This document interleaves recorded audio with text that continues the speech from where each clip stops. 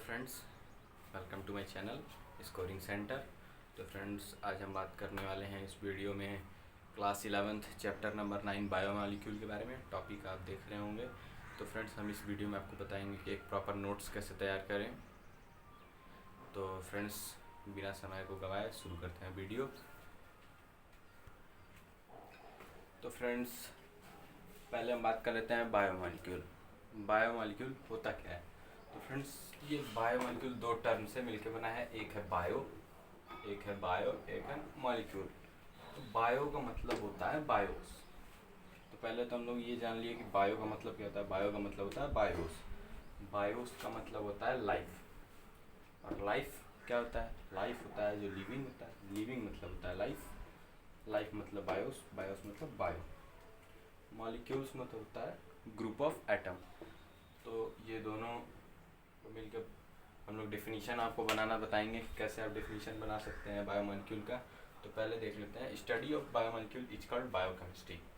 Biomolecule के study को biochemistry कहते हैं। जो लोग बायोमॉलिक्यूल्स पे स्टडी करते हैं उसको बायोकेमिस्ट्री कहते हैं। Biochemistry is study of biomolecules is called biochemistry. तो इतना पॉइंट्स क्लियर हो गया। इतना पॉइंट्स आप नोट कर लीजिए। अगला पॉइंट्स हम लोग बता देते हैं। तो फ्रेंड्स, जैसा आप देख रहे हैं, study of biomolecule is called biochemistry. Biomolecule की स्टडी को बायोकेमिस्ट्री कहते हैं। Group of atom present in living system consist biomolecule. Group of atom present in living system consist biomolecule. तो ये हो गया हमारा डिफिनीशन बायोमॉलिक्यूल का। अगला पॉइंट की बात कर लेते हैं। तो ये कंपटीशन लेवल का क्वेश्चन है। Father of biochemistry. बायोकेमिस्ट्री के फादर कौन थे? तो बायोकेमिस्ट्री के फादर का नाम था लिविंग। तो यहाँ स्पेलिंग लिख दे रहा हूँ, आप देख लीजिएगा।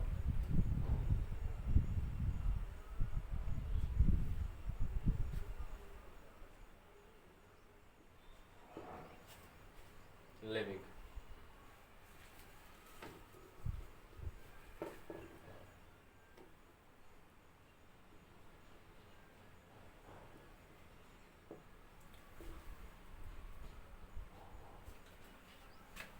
Father of biochemistry living.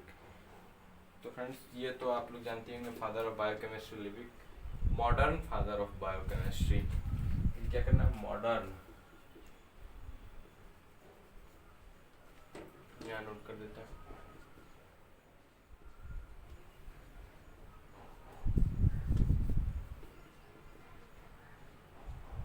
Modern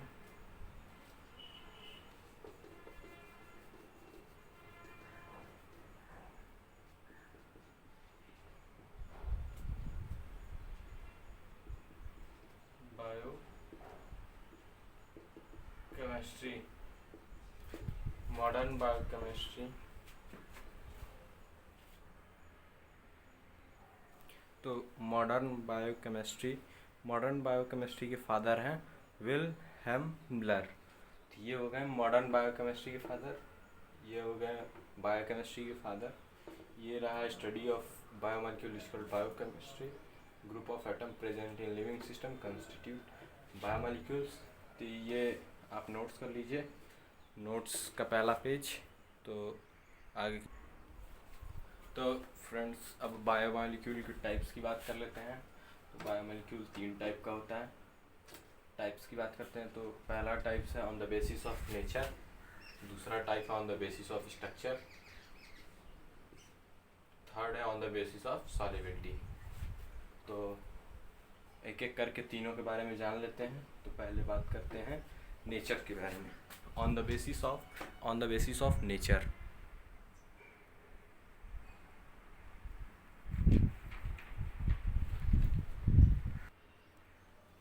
तो फ्रेंड्स, बात कर लेते हैं हम on the basis of nature.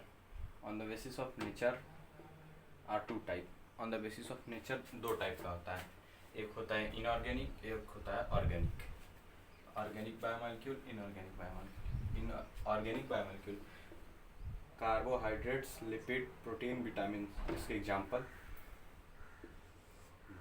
Organic biomolecule के, इनऑर्गेनिक बायोमॉलिक्यूल के मिनरल, वाटर, सम सॉल्ट। ये हो गए इसके एग्जांपल।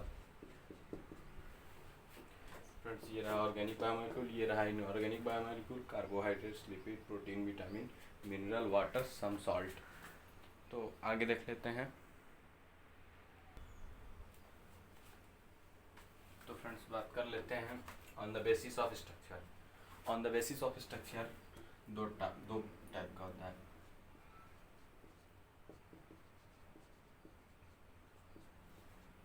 माइक्रोबायोमॉलिक्यूल, मैक्रोबायोमॉलिक्यूल। माइक्रोबायोमॉलिक्यूल क्या होता है और मैक्रोबायोमॉलिक्यूल क्या होता है? Microbiomolecule structure complex and branched, molecular weight अधिक। ये फ्रेंड्स ऊपर के साइन मतलब हाई के लिए, ये लो के लिए, तो आप समझ जाइएगा। ये है डेंसिटी, डेंसिटी अधिक, सॉल्युबिलिटी विथ वाटर कम। तो ऐसी बात कर लेते हैं मैक्रोबायोमॉलिक्यूल की। मैक्रोबायोमॉलिक्यूल में structure simple and unbranched, molecular weight come, density come, solubility with water ज़्यादा। यही 4 पॉइंट है माइक्रोबायोमॉलिक्यूल, मैक्रोबायोमॉलिक्यूल। तो आप नोट कर लीजिए।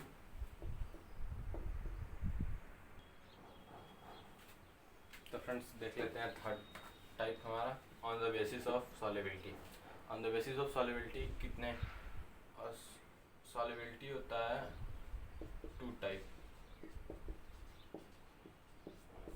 On the basis of solubility are 2 type, acid soluble, acid insoluble.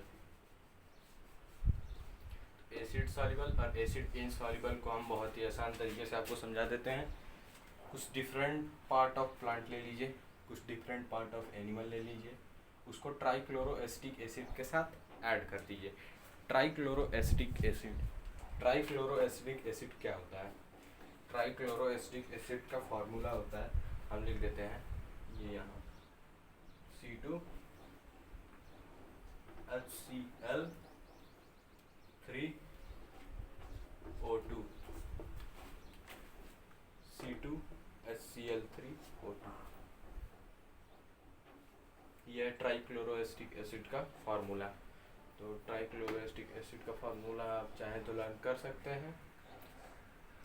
तो different part of plant, different part of animal, उसको trichloroacetic acid के साथ जोड़ देना है और उसके बाद दोनों को अलग कर लेना है, फिल्टर कर लेना है। फिल्टर करने के बाद कुछ रिएक्टेंट पार्ट बचता है और कुछ फिल्ट्रेट पार्ट। तो फिल्ट्रेट पार्ट को हम लोग क्या कहते हैं और रिएक्टेंट पार्ट को हम लोग क्या कहते हैं? तो रिएक्टेंट पार्ट को कहते हैं हम लोग एसिड इनसॉल्युबल, एसिड इनसॉल्युबल, इसको कहते हैं acid soluble.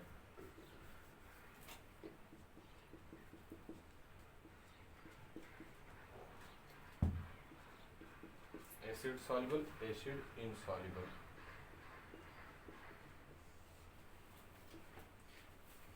Acid soluble filtrate, इसमें एक्सेप्ट लिपिड होता है, इसमें except lipid, except lipid. Filtrate में एसिड सॉल्युबल होता है, एक्सेप्ट लिपिड में एसिड इनसॉल्युबल होता है। ये होता है आपका मैक्रो बायोमॉलिक्यूल, ये होता है माइक्रो बायोमॉलिक्यूल, ये होता है मैक्रो, ये होता है माइक्रो। ठीक है फ्रेंड्स, हमारा नेक्स्ट टॉपिक है सेलुलर पोल। तो नेक्स्ट टॉपिक पे बात कर लेते हैं सेलुलर पोल। सेलुलर पोल क्या है? It is sum total organic and inorganic compound. It is sum total organic and inorganic compound. Oxygen is next point, ये अलग अलग पॉइंट है। Oxygen is most abundant element present in earth, non living 46.6%, living 65.0%। Next point, in human percentage amount of element are. Human percentage amount of element की बात कर लेते हैं तो ऑक्सीजन है, कार्बन है, नाइट्रोजन है और कैल्शियम है। यही 4 है, 4 इम्पॉर्टेंट है। तो अब हम लोग बात कर लेते हैं एवरेज कंपोजिशन ऑफ सेल्स की, एवरेज कंपोजिशंस ऑफ सेल। तो अब हम बात कर लेते हैं एवरेज कंपोजिशन ऑफ सेल की। एवरेज कंपोजिशन ऑफ सेल क्या होता है फ्रेंड्स? ये आपके एनसीईआरटी में दिया है, हम लोग डिक्टो एनसीईआरटी से चल रहे हैं। एनसीईआरटी की पूरी नोट्स हैं, एनसीईआरटी का पूरा टॉपिक्स है। तो आपको एनसीईआरटी की बुक में हम दिखा देते हैं ये कहाँ मिलेगा आपको। ये आपको एनसीईआरटी की बुक है क्लास 11, ये रहा चैप्टर 9। और ये देखिए, ये बॉक्स में आपको रेड कलर का दिया है average composition of cell, page number 147। तो देख लेते हैं। Water 70 to 90%, protein 10 to 15%, nucleic acid 5 to 7%, carbohydrate 3%, lipid 2% और आयंस 1%। तो ये तो बात हुई एवरेज कंपोजिशन ऑफ सेल की। अब बात कर लेते हैं प्राइमरी मेटाबोलाइट्स क्या होता है, सेकेंडरी मेटाबोलाइट्स क्या होता है, और उससे बात करेंगे मेटाबोलाइट्स क्या होता है। तो पहले हम जान लेते हैं कि मेटाबोलाइट्स क्या होता है। तो अब हम बात कर लेते हैं प्राइमरी एंड सेकेंडरी मेटाबोलाइट्स। तो प्राइमरी मेटाबोलाइट्स क्या होता है और सेकेंडरी मेटाबोलाइट्स क्या होता है जान लेते हैं। तो पहले हम लोग जान लेते हैं मेटाबोलाइट्स क्या होता है। मेटाबोलाइट्स के बारे में जानिए। Products of metabolism are called metabolites. Product of metabolism are called metabolites. उसके बाद प्राइमरी मेटाबोलाइट्स क्या होता है? Those metabolites help in doctor जी। अब यहाँ पे आपको डाउट है, ये डॉक्टर जी क्या है? डॉक्टर जी का मतलब होता है development, reproduction, growth. Those metabolites help in development, reproduction और growth is called primary metabolites. Friends, आपको लर्न करने के लिए हम लोग शॉर्टकट में इसको डॉक्टर जी लिख देते हैं। Those metabolites help in doctor जी is called primary metabolites. Example है alcohol, amino acid, lactic acid etcetera. तो हमारा सेकेंड हो गया सेकेंडरी मेटाबोलाइट। तो सेकेंडरी मेटाबोलाइट क्या होता है? Those metabolite which formed help of primary metabolites is called secondary metabolites. Secondary metabolites, those metabolites which formed help of primary metabolites is called secondary metabolites. तो ये रहा primary and secondary metabolites. इसके अगले video में हम लोग carbohydrate पे बात करेंगे, कार्बोहाइड्रेट का पूरा टॉपिक। तो इसकी प्रॉपर तरीके से नोट्स बना लीजिए, आगे अगले वीडियो में हम कार्बोहाइड्रेट्स पे नोट्स बनवा देंगे।